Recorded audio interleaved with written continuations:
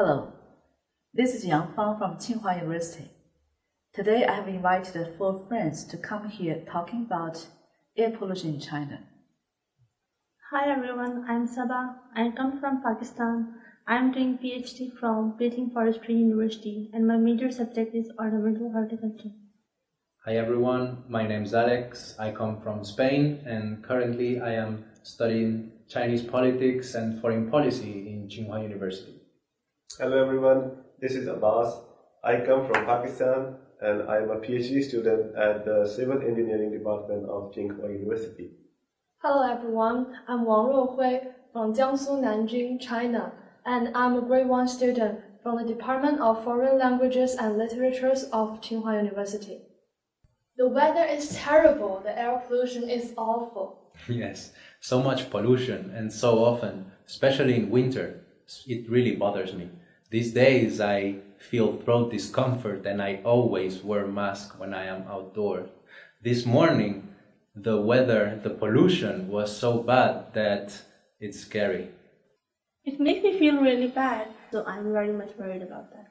Oh, you should all take care of yourselves because this month it is reported that we are having the worst pollution this year up till now.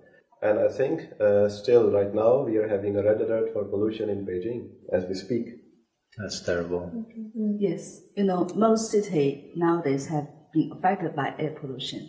Since 2013, more cities are reporting that we have pollution and the frequency of air pollution reports have been on the rise. According to the data about the air pollution in the first quarter of 2015, the average of PM2.5 in 367 cities in China is about 66, nearly twice than the standard 35, among which 141 cities are more than double the standard. In Beijing, Tianjin, Hebei, Shanxi, where the industry is prominent, the air pollution is especially bad. What do you mean by air pollution, and what's the difference between air pollution and fog? Fog consists of visible cloud water droplets or ice crystals suspended in the air at or near the Earth's surface, which could influence the visibility but does not harm to people's health. It has no relation to man-made pollution. Haze or smog is traditionally an atmospheric phenomenon where dust, smoke, and other dry particles obscure the clarity of the sky.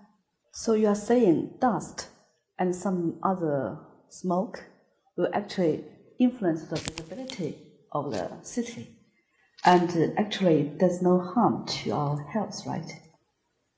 So an important index here is PM2.5. PM2.5 is a particulate matter with a mean aerodynamic diameter of 2.5 microns. Even on the days that are not especially smoky, there might be a high PM factor. Polluted air does not specially mean that it is a visible one. Okay, now it seems that we have a good understanding of what is air pollution. Actually, what are the reasons for air pollution?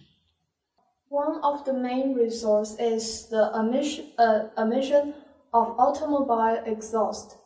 Actually, it is reported that in Beijing, about 22.2% of air pollution is from the emission of vehicles. You are right.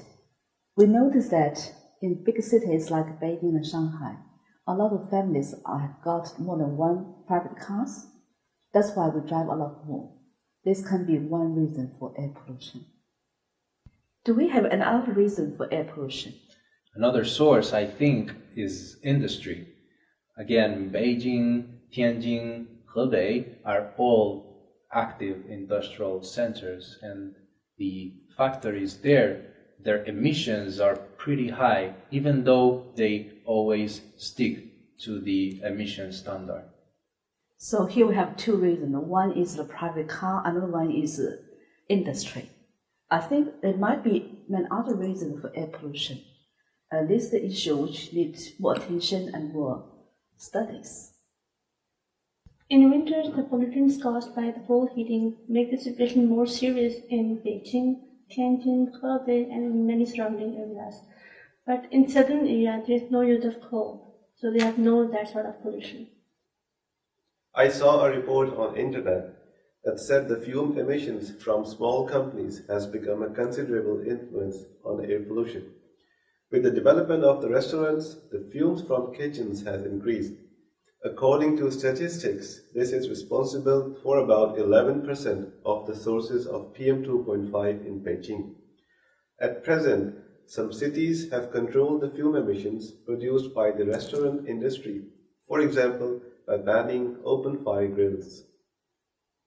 Except for the man-made reason for air pollution, there are some other phenomena we should take into account. For example, in general, in southern part of China, the air pollution is better. The air is not so polluted.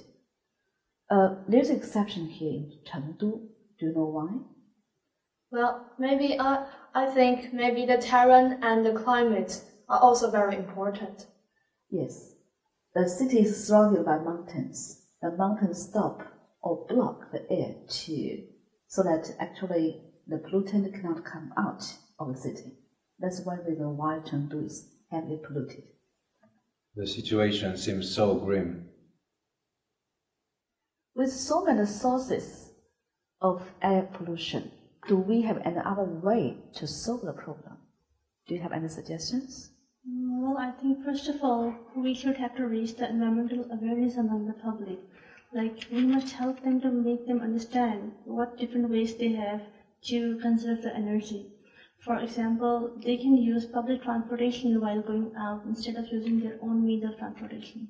As for enterprises, companies can make changes to their production methods and change the traditional view of pollution first and treatment later.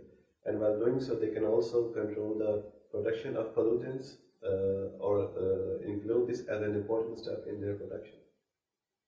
On a governmental level, administration should actively supervise the air quality and offer service and guidance to the private enterprise which contribute to the air pollution. In China, actually, the president has already established many regulations which will make the environmental protection a stronger priority. Finally, as students, the best we can do is to devote ourselves to further research in environmental studies. For example, those who study to be engineers, they can research on how to design machinery that is more environmentally friendly. And also those who want to be architects, they can research on focusing on the environmental impact that the buildings they design have, and also the materials they will use, of course. And for those students that are bound to a management events and management offices related jobs, they can focus on environmentally friendly practices such as consuming less paper or consuming less energy. And finally, those of us who are studying law and politics, they should be concerned from the beginning that there is a big problem concerning the environment that our societies must solve. I'm glad we have come up with so many nice suggestions, but actually we all realize that there's a long way to go to bring the blue sky back.